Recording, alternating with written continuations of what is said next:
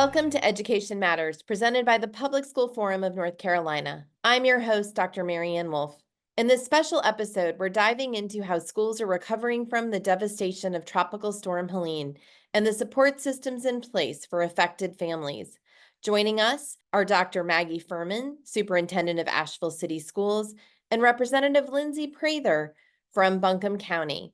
They will both share insights on restoring school facilities, supporting displaced students, and providing resources to families in need. We'll also explore what community members can do to help local schools and strengthen resilience for the future. Thank you so much for joining us. We are so pleased to be joined by Representative Lindsay Prather from Buncombe County, North Carolina, and Dr. Maggie Fehrman, Superintendent of Asheville City Schools. Welcome to you both. Thank you. Thank you. You have both been on our minds so much, you and your communities, in terms of all that have been happening in Western North Carolina. So I just want to start by asking you, how are you and how are your communities? And I know you share some of those too. So why don't I start with you, Dr. Fehrman? Yeah, thanks for having me. We're doing okay. We brought our students back to school this week. We did a shortened day yesterday and on Monday, and today we're back on full schedule. And it was a mixed kind of reception, lots of joy, everyone seeing each other and being back together in a space, but also some sadness as families and students and staff shared, their experiences over the past several weeks after the hurricane. But all in all, I would say, I told my board today we had a 5-star opening. So we're really excited that we're back. We're taking this week to really lean in on mental health support, social emotional resources for students, and then just reassessing where we are and what our next step is going to be. Well, thank you so much. And thank you for your thoughtful approach. I know how much that means to the kids and the families. And Representative Prather, I know you come at this from many different angles, but also are so deeply tied in your community. How are you, and how do you feel like your communities are doing? Thank you. Yeah, I'm all right. And my community is going to be okay. It's certainly been tough. I think, some folks have left town, some folks are still out of town, some folks left and are coming back. So it has certainly been it's certainly been difficult, but the way that the community has come together has truly been amazing. And it's really shown me that we've got a strength here that's going to get us through that. Representative Prather, knowing how much you are able to see so much good in the way people have come together and so much, I guess, resilience and hope, we also know that there's a lot of ongoing concerns that it might be helpful for people across the state to understand from people who are really in the thick of it. And so I'm curious if you could share with us what some of those are for you.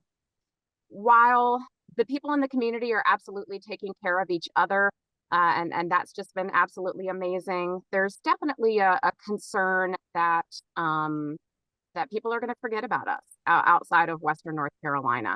So we're spending a lot of time, making sure that people know this is going to be a long, long recovery. And so, asking people to be patient, but also to hang in there with us. It's going to be a while to get through this. Just like Dr. Fehrman said, especially in the schools, we're really being intentional about taking things slow and making sure that people are okay physically and mentally, but before we really get back to kind of the regular routine of things. So the long-term aspect and just making sure that that we're getting the support we need from the legislature, which, we were able to do a few things in the disaster relief bills for our schools. Definitely need to do more. And we will be back in Raleigh to do that. But yeah, just making sure people don't forget about us and that they're ready for the long haul support. Thank you. And Dr. Fehrman, I know that you're seeing a lot of impacts you've described here, but I also know how much your schools jumped in as part of this care for families in the community. Can you describe a little bit the kinds of resources your schools and your educators and your staffs were providing for the communities? And, what did that look like for you? We had several different types of resources for our community. I think, right now we're still operating our resource center. So we converted the gym at our building on 90 Montfort into a resource distribution. We were getting just overwhelmed with donations, needed a place to set up that would be easy for people to get to. So we converted that gym into a resource center. We continue to get donations. Yesterday, we had a semi truck come in with 21 pallets of resources. We take what we can get. We have just a wonderful team of parent and community volunteers that help sort and organize all the resources when they come in. And I'm really impressed with how respectful and just thoughtful the team is that's working there. They come in and they give every community member, staff member, family member, parent a shopping list. And they're like, okay, you're going to go shopping. And they give them a cart and like a nice shopping bag. So it's such a lovely thing to see, and how respectful they're being to the members in our community. The other thing we knew we needed to do, in addition to getting resources out into our community, was also provide some options for students to continue to be engaged any way they could. So we held college application support sessions, AP tutoring sessions for our students. We did them in short periods because we didn't have running water. We had some porta potties set up. And then we did a K-12 bridge learning activity. So one of our campuses has a thermal like water reservoir as part of its heating and cooling system. So we were able to hook that up to flush toilets. And what we were able to do then is open that campus for students for about, we did 2-hour sessions for a week, and just invited everyone, and everyone was welcome. Our staff came and volunteered their time. They created lessons and activities to engage students. And it was just a really wonderful way to get our students, keep them in touch with staff, with families, and also provide them a sense of normalcy. So many things. I know we've just been hearing about so many specific examples and just where people are stepping up, but also just how much you were organizing and your educators were organizing. And we've heard that across all of Western North Carolina, and just how much our educators need. I know one of the things we've heard quite a bit about is compassion fatigue in Yeah. educators right now. And I didn't know if that's something you'd like to talk a little bit about, or how we support those, because there's a lot of different kinds of frontline workers right now, I think. And then for a lot of our communities, it seems like educators were in fact those two. Yeah, we realized very quickly that our educators were able to get in touch with families very directly and quickly. So they were that first line of contact as we're trying to make sure we can get in touch with every student. And one of the sayings that I tell my staff is, you've always got to put your oxygen mask on first before you can help others. So we are constantly checking in with our staff.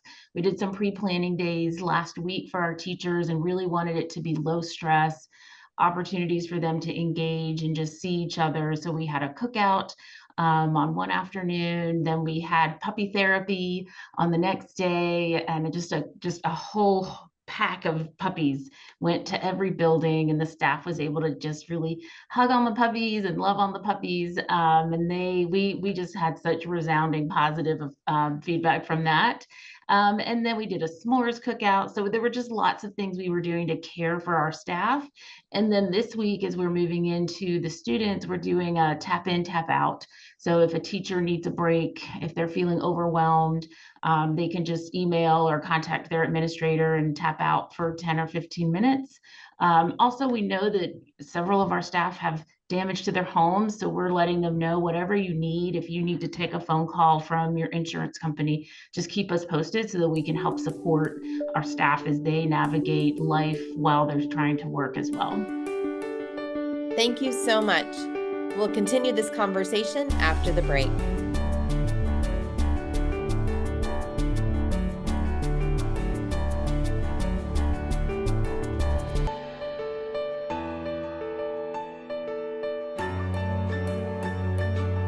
Welcome back. We are so pleased to be joined by Representative Lindsay Prather from Buncombe County, North Carolina, and Dr. Maggie Fehrman, Superintendent of Asheville City Schools, to continue our conversation about Western North Carolina after Hurricane Helene.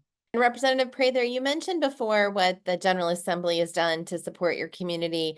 we're also curious about what else do you all need, right? And what does that look like? And I know you said what the GA so far, it's the beginning, and I didn't know if you wanted to elaborate a little bit on that and what you're seeing across your community as those biggest needs that people who want to know what to do might be able to help, or is it things that or are there things our state needs to do? Yes, and I do just want to add to the last question as well. I think for a lot of folks had the perception that because schools weren't in session during the the recovery phase or response phase, really, which we're still in, teachers were still out there, right? They were still, I mean, I had so many teachers just within the first couple days that were like, all right, where can I help? Where can I volunteer? I did a day with a group of teachers from our local teacher unions for Asheville City and Buncombe County, and we were sorting clothing donations over at beloved Asheville together. Mhm. And, I think that's been obviously good for the community, but it also has helped the individuals to feel like they were doing something when they weren't able to teach. And so, but yeah, definitely making sure that they're taking care of themselves. I absolutely agree. You got to put on your own oxygen mask first. But I think it was helpful for them to be able to feel like they were able to do something. As far as the legislature's job, we have a really, really big job. And I'm going to continue pushing for us to step up. So what we have done so far is provide some calendar flexibility to the schools that were impacted to make sure that students and staff and faculty were not being punished essentially for the time that was lost. And we also, in the second disaster relief bill, were able to provide some additional funding specifically for mental health services for the universities, the community colleges, and for the K-12 schools as well. I will say, I think a lot of the things that our schools need right now are the things that our schools have needed for years. We need to be staffing our social workers and counselors and nurses and psychologists at the recommended ratios. I mean, that's resiliency in addition to response, right? When you have those people in place, you're able to build a community that can respond more quickly and in a healthy way. And so we're going to keep pushing for the things that we have been pushing for that our schools need. Those have not changed. They're certainly more urgent now than they were. But those things like mental health services, transportation, that's certainly been a big issue for our schools. We need more bus drivers. We need to have more routes. You've got kids that are spending a long time on the bus, and as we have roads that are still inaccessible, as we have individual bridges that are washed out, things like that, that's going to be an issue that we're continuing to have to address. And just in general, I think similar to the COVID pandemic, a lot of people are realizing just how essential our public schools are to the community at large. And so, any way that we can support the community through programs that are already happening through the schools, we need to continue doing that. The people are there, the creativity there, the work is being done. They need more support and more funding. Well, I want to give you both a chance to share what else do you want people to know? I mean, this is something that has gotten national news, and even, some of us that live in the Triangle area are getting messages from people saying, "Are you okay?" Not realizing, the makeup of our state. But at the same time, I do think it's something that, what else do you want people to know about your communities, but also where you are right now and what needs to happen? So I think for me, we kind of touched on it, the resounding impact that our public schools have on our communities, that they're a hub, that they serve an important resource for our communities, for our nation, and that we need to do everything we can to protect our public schools. Public schools are on the ballot, and we need to make sure that we are electing officials that are supporting public schools. Public schools are the foundation of our democracy. If we lose public schools, our democracy will be in jeopardy, and we cannot afford that. So just, using an opportunity like this to highlight how essential our public schools are in any way, shape, or form, when it comes to disasters, when it comes to national tragedies. But it's an opportunity for us to just to really give really clear examples of what public schools do, what public school teachers and leaders do, that impacts the greater community. And that is something as a democracy that we just need to really highlight and shout out and make sure that we are doing everything we can to protect public schools. Thank you. Representative Prather, do you want to add anything? Yes, thank you. So I absolutely agree. I think that this highlights the importance of public schools. I think it highlights the importance of choosing leaders who are advocating for their region, who are advocating for schools, and who, even if they don't understand the issues that schools are facing, people who are willing to reach out and ask those questions to make sure that they do understand. Our public schools are where students learn about how to build a climate resilient community. They are where students learn about the different jurisdictions of the different levels of government and how government responds to disasters. There's just so many real world examples here of why it's so important that we have students and community members who are informed and educated and feel connected to their community. And those are all things that our public schools do. Thank you. And in closing, I just want to give you each a chance to share what gives you hope, knowing you've just lived a month and a week that I don't know that anyone could have ever predicted. And just, I can't even imagine how long every day seemed. But here you are sharing all these beautiful stories and even able to analyze what the needs are and just always sharing, what kids and families need and what's important to them. So I'd love to ask you, what gives you hope? Representative Prather? The response that I have seen from the community here in Buncombe County is what gives me hope. You always like to think that you live in a community that's close and that can come together during a disaster, but unfortunately you don't really know until the time comes. And so I was relieved and reassured to see people be able to put differences aside and work together just as neighbors to help people get the information that they needed. I also, within like the first week of the disaster, I was on a video call with some sustainability and resilience officers from cities across the country: New Orleans, Montpelier, Vermont, Colorado, places that had gone through disasters similar to us. And that conversation gave me a lot of hope. We have, a lot of people were just talking about how if we do this right, we can build an even stronger community than we had before. And so knowing the heart and the dedication of the people that live here, and knowing that these people, that we all plan to stay and fight for our community and rebuild however long it takes, that gives me hope that we're going to be okay. Dr. Fehrman?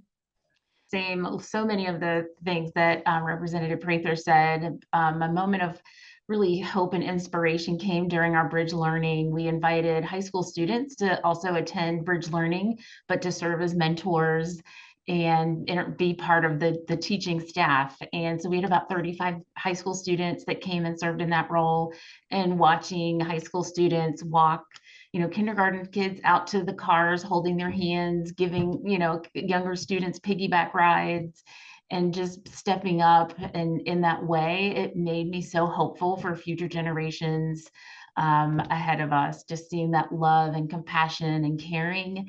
And several of those high school students came up to me or their other teachers and said, "I want to be a teacher now. I can see what makes teaching such a great career." And that was just like, yay. that was just amazing.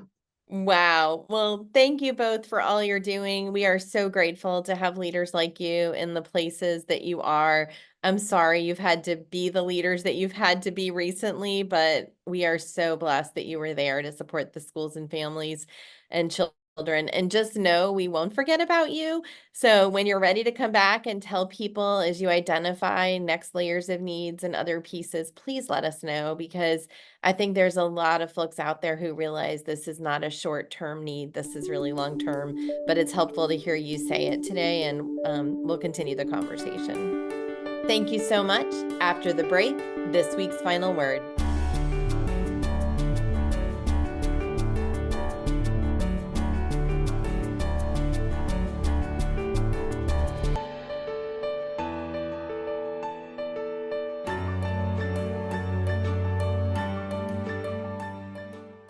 A little over a month after Tropical Storm Helene devastated much of western North Carolina, the region's resilient communities have begun to rebuild, but there is still a long road ahead. In the days and weeks immediately following the storm, local public schools, teachers, and staff worked tirelessly to support children and families. Watauga High School, located just outside out of Boone, spent 4 days accounting for every student. Thankfully, they were able to reach each of their 1,647 students. Asheville City Schools were used as resource distribution centers. Ashe County Public Schools opened 3 emergency distribution centers in their schools and served over 800 hot meals out of a high school parking lot in one afternoon, free for anyone in need. These are just a few examples of how local public schools and educators, even while facing their own serious challenges, stepped up to take care of their communities. It is in these times when people choose to come together to care for their neighbors that it's most evident that public schools don't just exist within our communities, but they are vital parts of those communities that serve all children and their families. In fact, federal law mandates that students experiencing homelessness, including those displaced after a natural disaster, have the right to enroll immediately in a local public schools in the community in which they are currently living, even if they do not have the paperwork typically required to enroll. Following Helene, the North Carolina General Assembly approved a $273 million preliminary relief package and then a subsequent $604 million in relief funds, including $5 million for replacing school technology and $5 million to repair or replace food nutrition equipment, food, and food nutrition supplies for schools. While these are substantial steps toward repairing the region, early estimates of damage and needs totaled over $53 billion. 31 public school districts in western North Carolina were directly impacted by Helene, affecting about 76,000 children. In late October, many schools in the region reopened following closures due to infrastructure damage, loss of resources, and major transportation obstacles. In some areas, not all of these issues have been completely addressed, causing schools to make adjustments such as delayed bus schedules and using alternative water sources. Schools are now walking the delicate line of remaining aware of and sensitive to the mental and emotional impact such a tragedy can have on students, while also trying to minimize academic loss. As COVID recovery demonstrated just a few years ago, unexpected interruption of classroom instruction can majorly set students back, but so can trauma. Included in the second round of relief was $5 million to address the mental health needs of public school students and their families in the region. For some students, just being back with their peers can go a long way toward easing some of the mental strain they're currently facing, while others will need a little extra care from their educators and school support staff. Local public schools are here to serve students on both ends of that spectrum, as well as those who fall somewhere in between. One of the greatest strengths of our local public schools remain their responsibility and willingness to serve every child and their families. Local public schools serve over 75% of North Carolina's children, and as Western North Carolina public schools have demonstrated, that service does not end in times of adversity. Our local public schools care about their communities because they are part of those communities, whether that be as the largest employer in the county, the place that brings people together through athletics and the arts, or simply as neighbors. Let's honor that care and service by continuing to support our neighbors in the West and our local public schools statewide. Thank you for taking time with us to learn and think about education. That's all for today, and we'll see you next week.